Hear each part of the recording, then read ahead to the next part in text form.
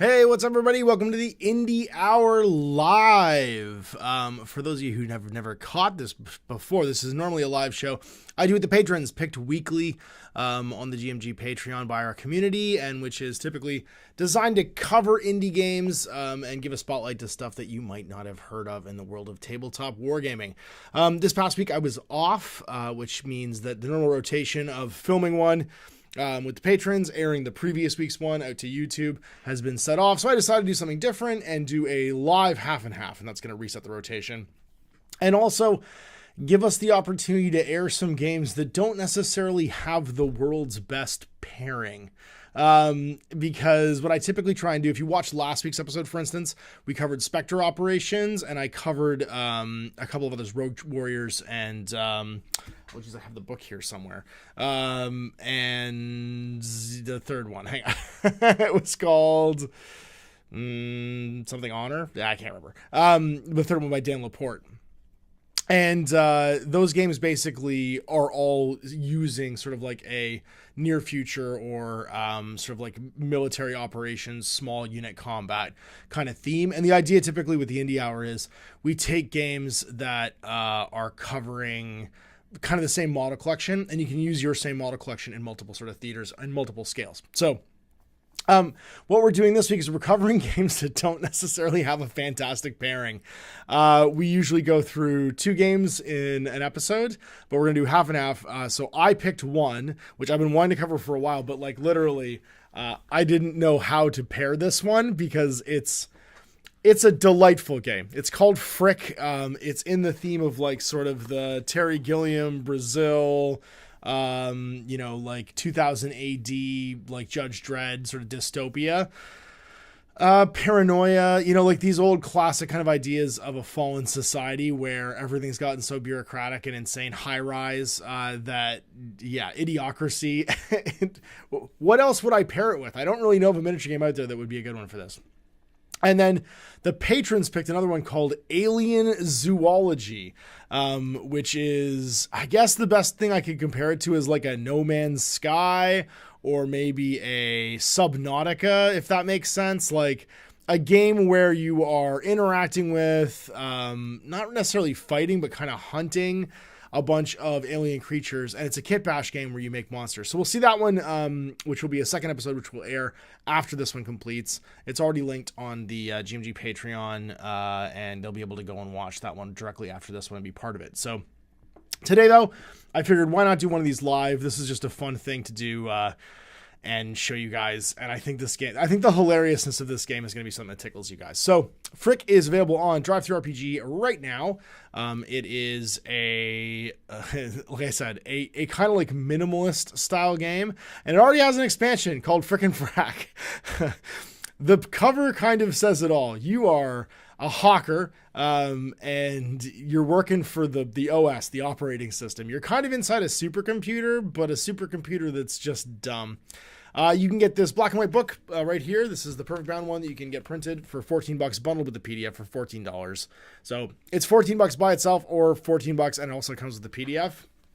And it's a 58-page, real tight little rule set here, covering everything you need to. It's a 2 to 4 player game, so this is kind of a party game. Basically, take an inept bunch of morons who are the doped up proles of this society on a bunch of missions for the OS. They're designed to be hilarious, and everything you do may or may not fail. So, like I said, some classic art in here too. It's all attributed. You'll see it as we go through, but the D10 based system is played on a 44 by 30 table, so it's standard 40K table size, and it's miniatures agnostic. Welcome to the OS. Fear not, prolet. You or someone you know has been found guilty of blank. Your actions have risked the stability of our perfect society. As such, your mind has been reformatted to better integrate you with your fellow workers. With the help of our memory management program, you'll be rehabilitated and returned to your luxurious home cube in no time. For some reason, this game seems super appropriate for the times. Let us start with the basics. You and those like you live on what legacy documents have named the core. It's a suspended moon-like steel structure built long ago by humans of great wisdom. More importantly, you're a prolet worker of the outer shell, the OS, the shimmering core surface assembled from blinking radio towers, spacious industrial home cubes, and endless office complexes. The OS provides an idyllic lifestyle for every prolet willing to do their part. Food is plentiful, jobs are motivating, crime is negligible, and you were an outlier. In order to keep the architecture of the OS running smoothly, trusted individuals known as admins strive tirelessly to manage every aspect of our society. They're the exalted mathematicians and engineers. It is they who have led us beyond the preceding versions and into the wondrous age of server update error. Though some of their edicts may seem strange to the humble everyday worker, you can rest easy knowing that each pronouncement has been meticulously calculated to improve the OS one way or another. It is therefore necessary that prolets such as you and then it's all redacted. In reevaluating citizen identification, cut new transcript here. And now, like, your mind's being hacked into. Wake up, Hawker. It seems you've undergone a tragic accident and/or mind virus that has callously wiped your memory clean. Fortunately, as an accredited Hawker team observer, you've been automatically placed into our Quick Pass boosted learning program. No need to wait around like a lesser prolet. You've great things to accomplish. With our help, you will swiftly regain the majority of your higher mental faculties and be returned to your designated team in no time. Our fight against the Morlocks and their mutinous agents rest on you. And then hail the prolet worker. There's an estimated 200 million prolets that live within the OS. So kind of the idea here is that you are inside of a megastructure, a little bit like, let's say, Blame, if you've seen that anime. No one really knows where it came from or how long it's been there, but you've basically had your mind formatted into being like a docile, chemically sort of like neutralized human. That's part of the Hawker teams. Now, the Morlocks are anyone who's broken out of that. There can also be warbots, which are big robots that like pacify the humans. They can be hacked and friendly and stuff like that. But the 2 to 4 teams of Hawkers that you'll play in this game will be attempting to solve basically one of the OS's problems. But they're not very good at doing anything. Like, it's just, imagine you and your friends got rounded up one day and had to go, I don't know, reinstall solar panels on the OSS, like the International Space Station, the ISS, sorry. That'd be bad. So yeah, no one knows the answers to any of these things. Why was the core built? What lies beyond the digital sky? We advise you to keep your questions to a minimum. Each one will add another 9.2 seconds to your rehabilitation. You're all clones. The truth is that 98% of the population is 100% organically grown in highly cultivated gardens. These conservatoriums use algorithmic gene sequencing to produce batches of lovable, docile pod people. Once fully ripened, prolets need only undergo routine memory optimization to familiarize their life within the OS. The entire procedure was reprogrammed long ago before the current version. Requires little to no moderation. Highly efficient for the workers of today. I love this background. The idea here is that there's more going on than meets the eye. And as you get to the inner shell, approximately 6,033 fathoms below the lowest level of the outer shell, begins the tightly laced metal and wire framework of the inner shell. The IS itself is incomprehensibly vast and mostly unexplored beyond the boundaries of the permissible zone. And like, this is where the bad stuff starts to happen. Anyone who chooses to wander outside of their designated zone without notarizing the 8 written consents, each signed by a member of the Coders Council, should expect to have their identities expunged and their assets redistributed to those with more judiciously represent the OS values. Each layer of the IS reflects the bygone culture and methodology of the civilizations that once squatted in these spaces, so it's the ruins of like the past civilization. Higher layers often display a similar but still lesser level of technology to those of our glorious server update, with each preceding layer degenerating further into grimy barbarism and unrefined taste. So the Morlocks live down there. So if you want that kind of like H.G. Wells, The Time Machine sort of like tie-in, that's it. It's your job to stop the Morlocks or die trying, preferably in a manner that offers easy access to your corpse for the subsequent heroic silence process. To your valiant Hawker team observer, we wish you good ratings and 30 meebips. And then we just got the 2 saluting and the one guy saluting with a gun to the other ones. The art in this game is tremendous. So let's get into the rules. Now that you understand this setting, I'm going to go briefly to the chat and see what people think about the setting. Some people noticed like it's kind of Truman Showy. Chris Gibson says, yeah. Alan K says, "Let's go. I love FRIK," and I was floored to see it. Ash is talking about it today. Captain Ferriet's here and says, "I'm alive, but am I really living?" And then the Lord Shambibit says, "This one sounds really interesting." I'm excited about this one, to be honest with you.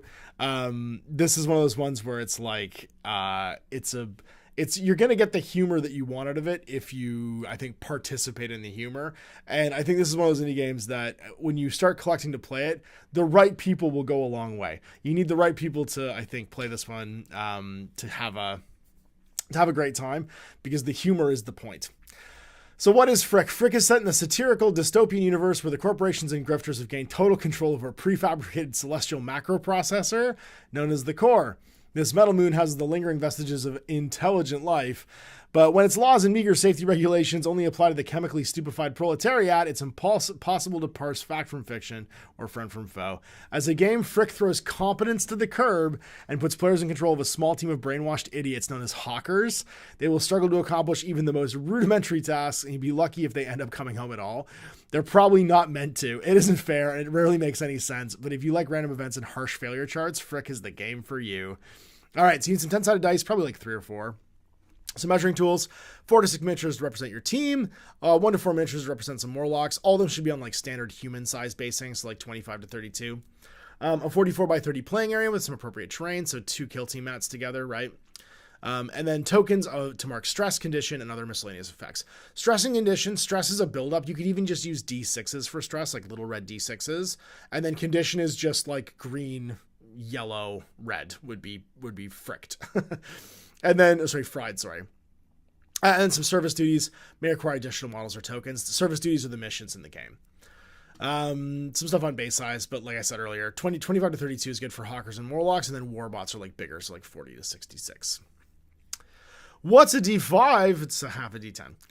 Teammates and traders. Teammates are your own team. Traders could be even your opponent's team. You're not necessarily playing this cooperatively. And the Morlocks on the table that have gone rogue, because the OS doesn't even know it's sent more than one team. So very often you're fighting each other to do the same job. Measuring range and line of sight. It's all just pretty standard stuff, base to base, head to head. Fried is when you're dead. Modified versus unmodified rolls is the roll on the dice versus the roll with your modifiers. And then activating models. You activate every model on your team once. They can't activate again if they've already activated. You can't repeat the same action during the same activation. And you always get a single move plus 2 actions. And the gameplay goes clockwise. Once every model's had its activation, the game round ends and a new one begins. At the start of every new round after the first, all players roll a d10, and the player with the highest result gets to choose which team activates first, and then go clockwise from there. All right, skills. So there's only 4 skills in this, and there's only 4 stats. The first is move. It's your movement in inches.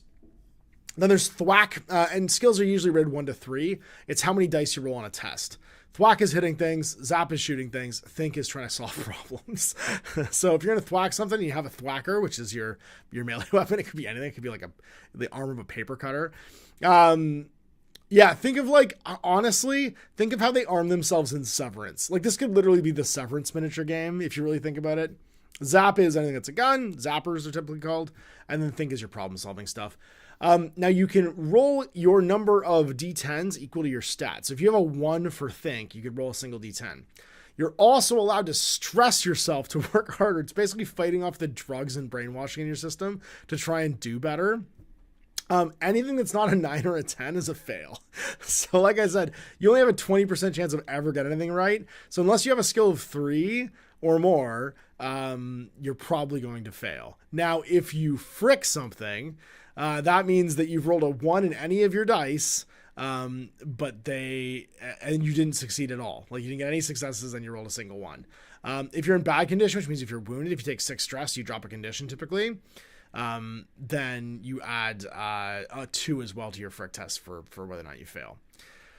So yeah, bad things can happen to you because you are wildly incompetent. And then stress is every time you want to make a test, you can add stress to basically do better. So you can add dice to the pool, d10s to the pool, up to a total of 3. And then you get stress. But once you get 6 stress, like I said, use a little d6. You then go from conditions good to bad, and then bad to fried, and fried is dead. Things can explode. If they do, everything within 3 of them gets 3 stress and becomes prone. If you're already prone, you only get a single stress, though, because you were already laying down when it happened. And if you're prone, you're -1 to zap, but +1 to thwack. And when you crawl, you move half pace. Morlocks are neutral trader models that defend their territory from constant hawker incursions. So the guys in the core, right? Some equipment, terrain, or other special rules will cause Morlocks to appear during a service duty, and they are not controlled by any team and behave as follows. At the end of every round, all Morlocks on the table move and dash towards the closest Hawker. If they start their activation within 1, or end within 1, they will take a thwack action. If there's multiple Hawkers within 1, randomly pick one. If the closest Hawker is on top of a terrain piece, the Morlock ignores that terrain's height when moving and dashing. They're natural climbers. And so you can see our pretty standard stat line with the one for the Morlocks. They're move 6, thwack 2, zap 1, think 1. And when taking actions, they always use a number of dice equal to the relevant skill. When a Morlock takes any stress, it drops a condition. So it doesn't wait till it has 6. Basically, just if it gets hit by stress, then it goes from good to bad and bad to fried. And there can never be more than 4 of them on the table. Effect sequence are for like if multiple things are happening at the same time. Anything happening from terrain happens first, then Morlocks, then from your equipment, then your miscellaneous effects, and then service duty like mission effects, and then you check to see if the scenario ends. All right, actions, move your move stat. Climb and jump. Jumping, it's pretty standard. For every 2 inches the model fails or falls, you can take damage, and you can take a stress, and you're always prone at the end of your fall. Trains up to 1 inch, talk can be moved over freely instead of climbing it because you're just hurtling over. Dash is roll a d10 and move the model that many inches. On a roll of 1, you trip and become prone instead. While models within 1 of a trader, they can only successfully dash if their dash roll exceeds the move skill of the closest trader. So it's also your break-off ability. Thwack is a melee test. Using the thwack skill test and try and bash a model within an inch using a thwack weapon. Follow all the function rules in FRIK list for that equipment, because you can have different kinds of thwackers. Otherwise, the reference was the universal FRIK table on 15 and 17. And the test is fricked. So basically, there's always universal tables for making a melee attack, a shooting attack, or a think test. But special equipment can have special tables, and the bulk of this game is made up of the tables of what happens when shit goes wrong, which I think is really funny. So the universal ones, though, hold in like if you don't have a weapon and you're making a basic action, then like you're just punching somebody, then you would use those. You can throw things. Zap is to shoot things. You can chill as an action if you take a think test. If successful, remove a stress from you. If the chill test is fricked, to reference the universal FRIK think table. Models can't take a chill test if they're within 1 of a trader. So you can just take a break and just be like, this sucks. You're basically, you're what's his name? You're Dax Shepard in Idiocracy, just sitting on get another pair of tearaway pants out of the dispenser on the wall. You can hand off items with share unless they're restricted, and there's special and free actions you can do as well. And there's a little quick action thing here too for what you need to do. These are your universal tables. So this is some examples of what can go wrong if you frick a result. So if you frick a think, Hawkers aren't used to pondering this hard. The Hawker gains a stress token. 4 to 6, the existential dread begins to creep in because the drugs are wearing off. The Hawker gains 2 stress and moves d10 inches away from the closest trader. And then 1 to 3, a full-fledged freak out. The Hawker gains 3 stress and takes a free zap action against the closest model within line of sight, even if it would normally be outside weapon range or within 1 inch. You just shoot somebody at random. Throwing, the deviation stuff, thwacking. Somehow the Hawker manages to punch himself in the face. Impressive. The Hawker takes a stress. 4 to 6. The Hawker jump kicks 6 inches in a random direction. If they contact any models or terrain, they take 2 stress and become prone. It's like I'm just picturing the jump kick from like Double Dragon, where you just fly with your foot out in a random direction. It's so stupid. And then the final one is the Hawker slips comically on an errant banana peel. The Hawker becomes prone and cannot take any more actions for the rest of the activation. Any other models within line of sight lose a stress because it's just so funny. And these are universals. These are like the random ones for if your thing that you're using, like your item of equipment or whatever, doesn't have one. All right. We're into setting up the frickin' game. So first, assemble teams and rent equipment. That makes me so happy that you have to rent your equipment because you don't own anything anymore because we live in a service economy. And all possibility of handing down wealth is now gone. Pick a randomly roll to determine the service duty you're playing, so your mission. Set up your playing area to match your inner shell aesthetic. Include any mission critical terrain from the service duty. Roll for and add any interactable terrain. And these are described later, but it's like things that can like vending machines and weird stuff. Each player then rolls a d10, and the winner decides where they're going to deploy their entire team. 5A is pick a point in the table, more than 12 from any other teams. Your team needs to play anywhere within 4. And 5B, in games with 3+ players, continue to roll off, decide who will place their next team. And then 6, after all teams have been deployed, the player who deploys first will take their first activation, following clockwise. So basically, if you put down first, you also get to go first because everyone's going to get to out-deploy you. some rules for terrain. And then, yeah, interactable terrains, things like Morlock nests, like the monsters come out of them. It could just be like a car trunk they're sleeping in. I kind of imagine the mutants from Futurama, right? Like Leela's parents. Boiling thermal paste, Sturka supply crates, scrap machines, red barrels, obviously they explode. Vending drones, transistors, cooling fans, mine bots, and people pods that have people sleeping in them. Like, not sure. You might find an errant, what's his name? Luke Wilson, just like lying around. I guess it could be a Luke Wilson. It could also be, what was the pimp's name? I loved him so much. A pimp's love is very different from a square's. What was that guy? Upgrade. When I make my terrain for this, I'm definitely making an upgrade pimp pod and a Luke Wilson pimp pod.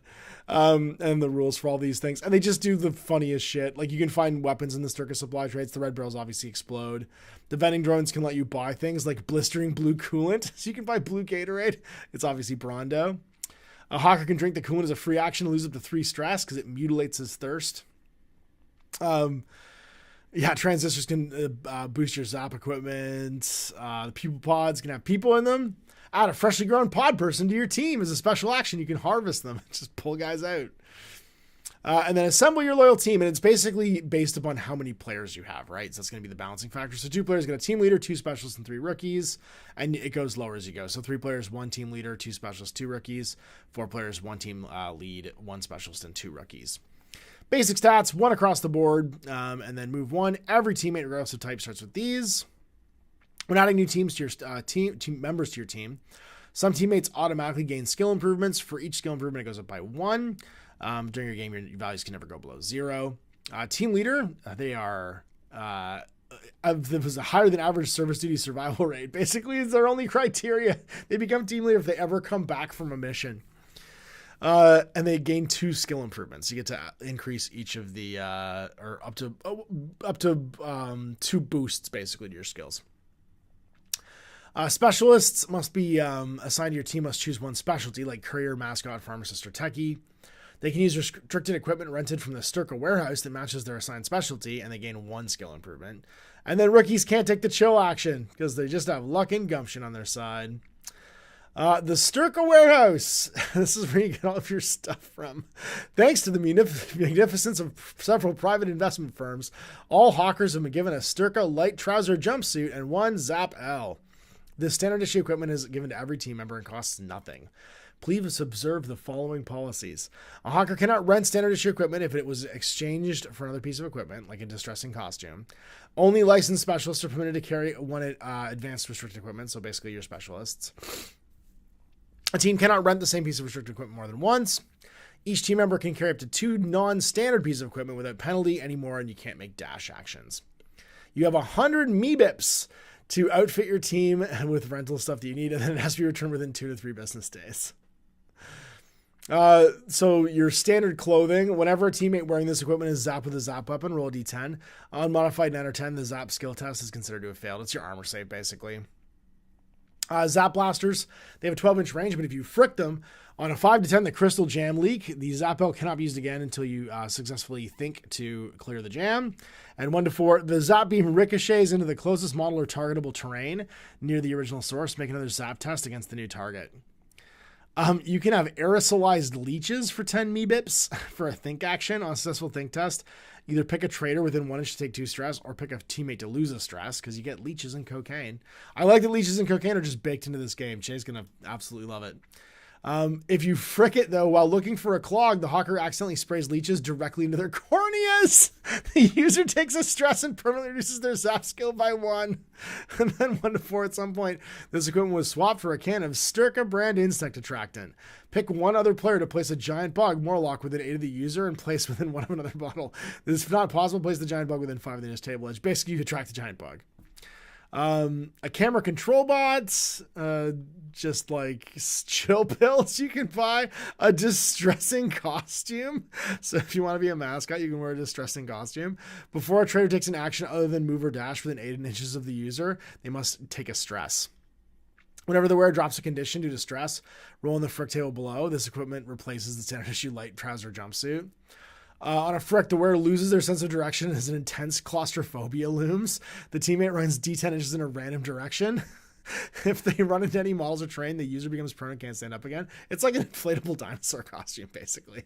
And then they're here. The teammate is now considered a Morlock, except that it gains 1 stress and uses the teammate's skill block.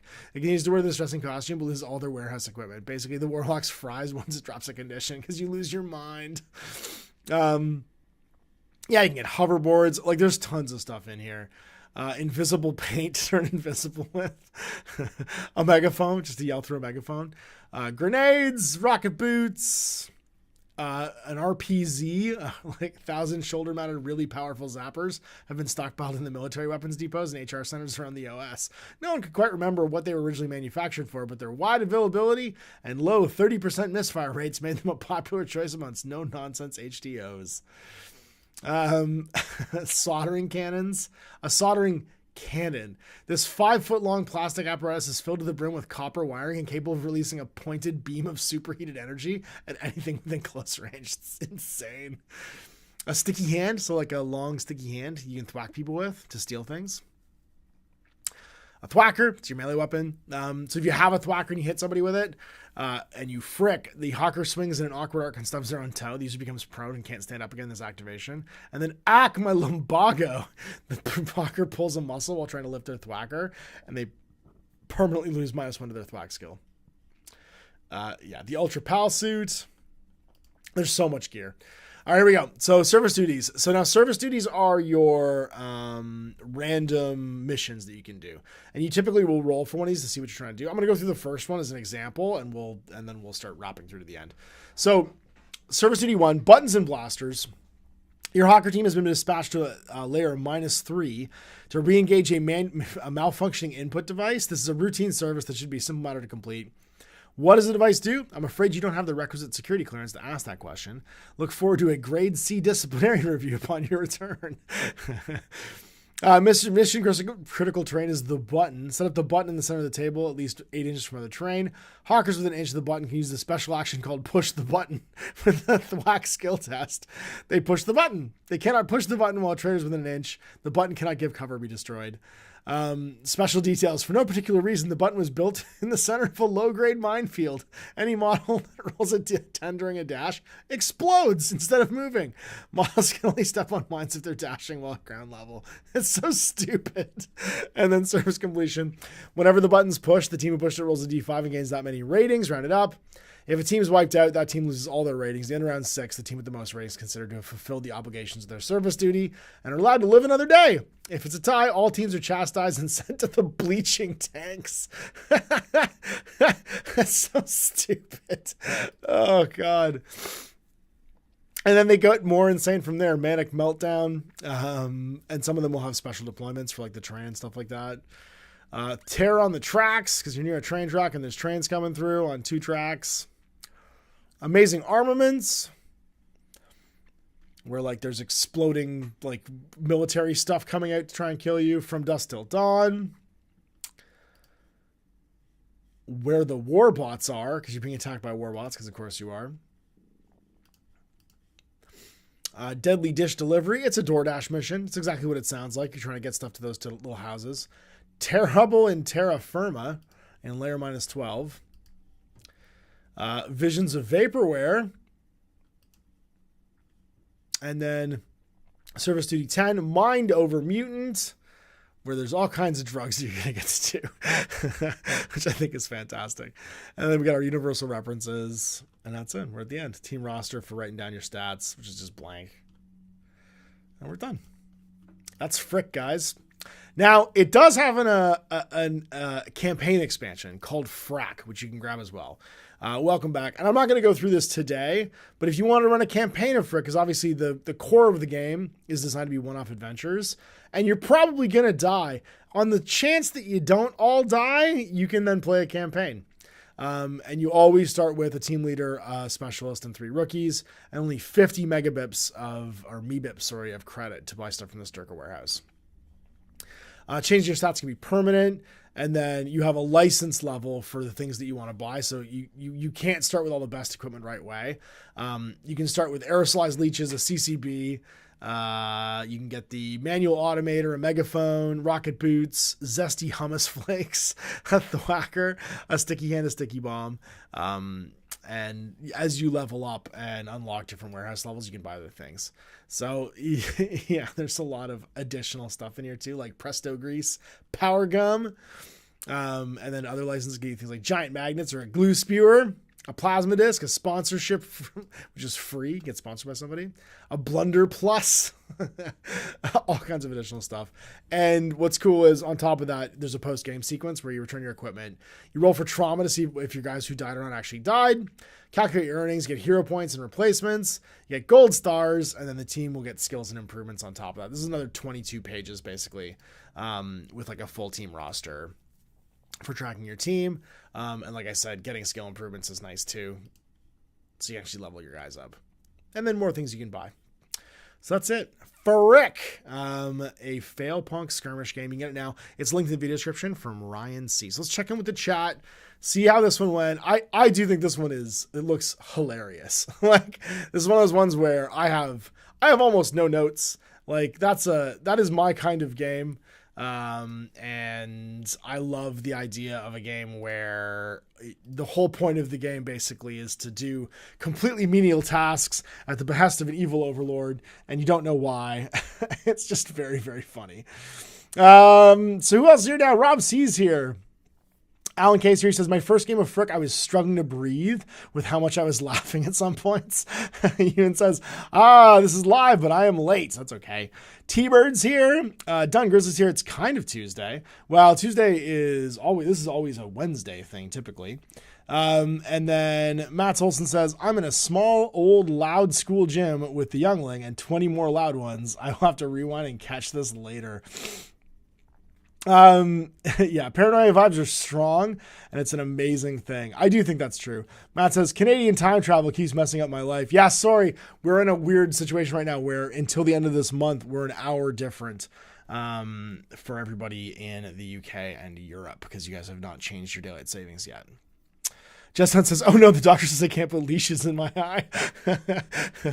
That's kind of where we're at right now.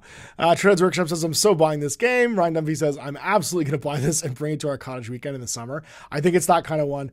Andrew Clark says, zesty hummus flakes. Yeah, could you imagine eating dried hummus? That just sounds like eating garlic salt. Like, it's just basically what garlic salt is. It sounds terrible. And yeah, I think we'll definitely do a video of this because it's the kind of game where like we can all just pick a theme and kit bash, and like the terrain is easy because it's a weird mega structure. All right, so we're wrapping this one up. So now if you want to check out Alien Zoology live, that's going to be on the Patreon for the patrons. They picked it for this week. It is a kit bash game of kind of total insanity, where you get to make dollar store monsters or dinosaurs into weird alien creatures. Think No Man's Sky or Subnautica kind of vibes, except it's sort of set in a Victorian era where you're big game hunting. So maybe a little bit John Carter of Mars, like that kind of thing. Ryan Demi says it's proven I hate garlic salt as much as I hate dogs. I do not hate dogs. What do I have to do to prove you I don't hate dogs? So, yeah, that's going to be at 1:30 Eastern Standard Time, which will be 5:30 BST right now.